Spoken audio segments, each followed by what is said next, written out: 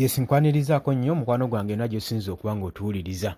Kakati kye nkuleetedde, laba ebyama ekyama kizuuse ky'otaamanya ku Service Awards Impuuga ne banne ze beegabira ze Service Awards emiliyoni 5. Mukwano gwange ku byeweetaaga okumanya ku 1.7 biliyoni ezaagabanyizibwa Impuuga ne banne ku ba commissioners 4. Ego mukwano gwange ali yampuliriza nga muno kigambibwa nti no Mpuuga yatwala miliyoni 5 so bali abalala ne batwala miliyoni 4 gwe mukwano gwange. Akasiimo ke twayita Service Awards obadde oyina ky'otamanyi gwe mukwano gwange ali yampuliriza. Bino nno lwaki mbikomyawo bigenze okubaawo nga waliwo omusumba omu eyavuddeyo nga kwegamba ng'alina by'atangaaza okusobola okutangaaza ku bannayuganda ku biki ebyawudde ekibiina kya Nuupu oba Pulezidenti Robert Kyagulanyi Ssentamu ssaako ne Mathias Impuuga gwa mukwano gwange ali eyo. Kyobadde tumanyi kiri nti akasiimo kano ssente zino ezaayisibwa mu Parliament, kigambibwa nti zaayisibwa mu Parliament eza Service Awards.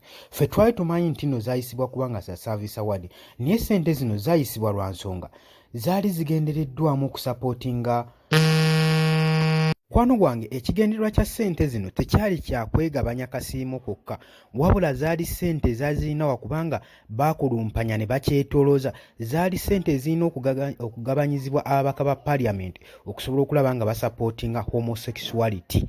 Ekyo tebakimanyi.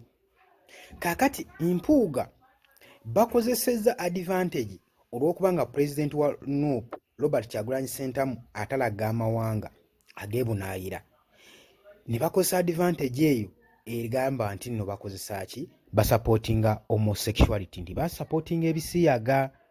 Kati ke kabbali ke baagala okugiramu olw'okubanga Mpuuga ne banne baagudde, kati banoonya ttabi kwe beekwata basobole okuba nga bavaayo bafumbirira.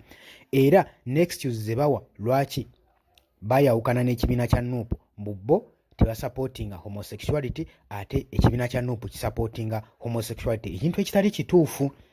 Eri Bobi Wine ekimutwalayo okugenda kulwanirira ddembe lya buntu ekisinga amakulu, ekimutwalayo kulwanirira ddembe lya buntu. Kati buli waagendayo nalaba nga bastaddeko sanctions ku ba government officers aba Uganda abeeyisa obubi, aba practicinga human rights violence, ne babateekako envumbo.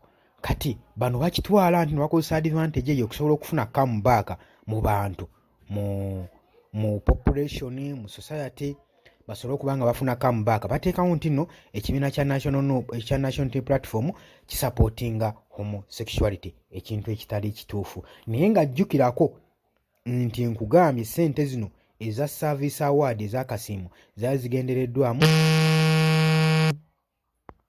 zigendereddwamu okusobola okulaba nga zigabanyizibwa n'aba MPs basapootinge homosexuality. Gwe mukwano gwange ali eyampuliriza. Geego amazima n'ebyama ebiri ku Service Award eza 1.7 biliyoni nga bye babyogedde. Gwe mukwano gwange ali eyo ampuliriza. So enjawukana eri wakati nti bano beekwasa ku kya homosexuality kubanga balaba ye comeback gye bakola ki, gye banoonya okwekwatako okusobola okulaba nga basuula ekibiina kya Nuupu ne Robert Kyagulanyi Ssentamu ku ttaka. Gwe mukwano gwange Nuupu ne banne gwe Mpuuga ne banne gwe mukwano gwange ali eyo ampuliriza. Naye nkutegeeza nti nno ebyo nga biriwe bityo tetugenda kuttira ku muntu n'omu ku liiso. Wansi nga wava mu kibiina kyaffe tulina emiryango ebiri, tulina interest ne exit, wabula comeback interest tetugiyina. Oba okitegeera gwe mukwano gwange, kubanga oba wamaze dde otulaga kikyoli n'ebigendererwa byo, kitegeeza ki nti gwe n'ebiseera bye twakuyina wali otulyanga mu buli lukwe, twaye tetukimanyi, wali kirumira mpiri bbiri. Kali ke kaseera okwekwata ku bisubi, bagezaako okunoonya omugugu n'abajja mu kinnya gye bali.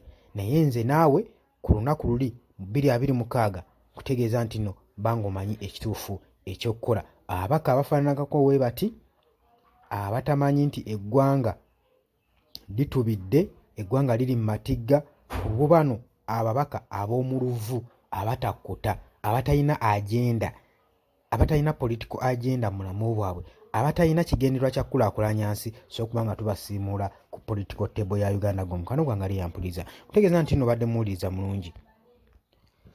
mulungi mukwano gwange nayo gyebadde osinza okuba nga otuwuliza ku UG Updates TV naye tubeerabira ku subscribinga sharinga commentinga gwe mukwano gwange ali yampuliza tubaagala nnyo baganda bange bali ebunaayira nammwe mbaagala nnyo temuva ku UG Updates TV mweraba